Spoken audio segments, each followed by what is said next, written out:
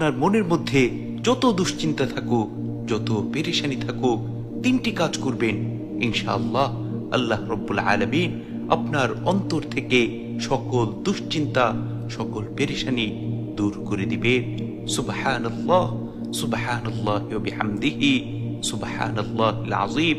সেই তিনটি কাজের মধ্যে নম্বর 1 হচ্ছে, যখনই পেরেশানিতে পড়ে যাবেন তখন বেশি বেশি আল্লাহ তাবারক ওয়া তাআলার জিকিরে মশগুল হয়ে যাবেন।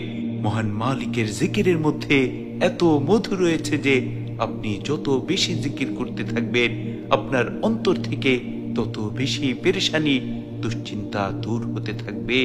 সুবহানাল্লাহ, সুবহানাল্লাহি ওয়া বিহামদিহি, সুবহানাল্লাহিল আযীম।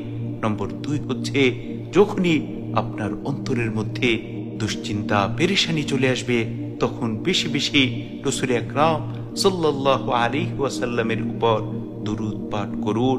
আল্লাহুম্মা সাল্লি আলা মুহাম্মদ ওয়া আলা আলি মুহাম্মদ কামা সাল্লাইতা আলা ইব্রাহিম ওয়া আলা আলি ইব্রাহিম ইন্নাকা হামিদুম মাজিদ।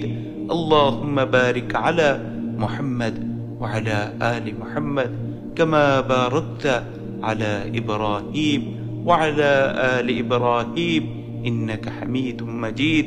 এই দুরূদ পাঠ করুন, দেখবেন আপনার অন্তর থেকে মুহূর্তের মধ্যে সকল দুশ্চিন্তা পেরেশানি দূর হয়ে যাচ্ছে। সুবহানাল্লাহ, সুবহানাল্লাহি ওয়া বিহামদিহি, সুবহানাল্লাহিল আযীম। নম্বর 3 হচ্ছে, যখনই আপনার মনের মধ্যে ভীষণ রকমের পেরেশানি চলে আসবে, দুশ্চিন্তা চলে আসবে, তখন আলেম উলামাদের সাথে বেশি বেশি সাক্ষাৎ করুন, তাদের সাথে বসে কথা বলুন, দেখবেন আপনার অন্তর থেকে দুশ্চিন্তা পেরেশানি দূর হয়ে যাচ্ছে। কারণ আলেম উলামারা আপনাদেরকে মহান মালিকের বাণী শোনাবে।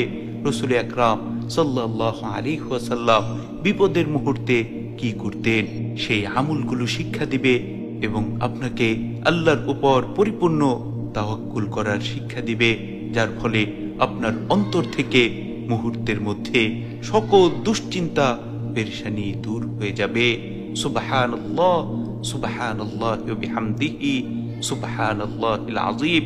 আল্লাহ রাব্বুল আলামিন আমাদের প্রত্যেকের অন্তর থেকে দুশ্চিন্তা পেরেশানি দূর করে দিন। আমরা যেন দুশ্চিন্তা পেরেশানির মুহূর্তে বেশি বেশি এই 3টে আমল করতে পারি এবং কঠিন মুহূর্তেও আমরা যেন ভেঙে না পড়ি, বরং আল্লাহ রাব্বুল আলামিনের উপর পরিপূর্ণ তাওয়াক্কুল করতে পারি। সেই তৌফিক মহান মালিক আমাদের সকলকে দান করুন। আমিন।